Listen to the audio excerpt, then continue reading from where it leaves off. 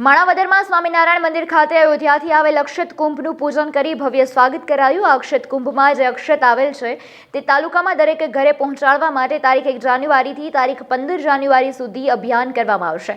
મંદિરના પ્રાણ પ્રતિષ્ઠા મહોત્સવનું આમંત્રણ પાઠવવામાં આવશે। આ અક્ષત કુંભ સ્વાગત કાર્યક્રમ પ્રસંગે વિશ્વ હિન્દુ પરિષદના સુરેશભાઈ મેલવાણી તેમજ માણાવદર સ્વામિનારાયણ મંદિરના કોઠારી મોહન પ્રકાશદાસજી સ્વામી તેમજ બજરંગ દળના કાર્યકરો તેમજ ગામના આગેવાનો રાજકીય આગેવાનો સહિત ભાઈઓ બહેનોએ હાજરી આપી। અક્ષત કુંભનું કુમકુમ તિલક પૂજન કરી ભવ્ય સ્વાગત પણ કરવામાં આવ્યું।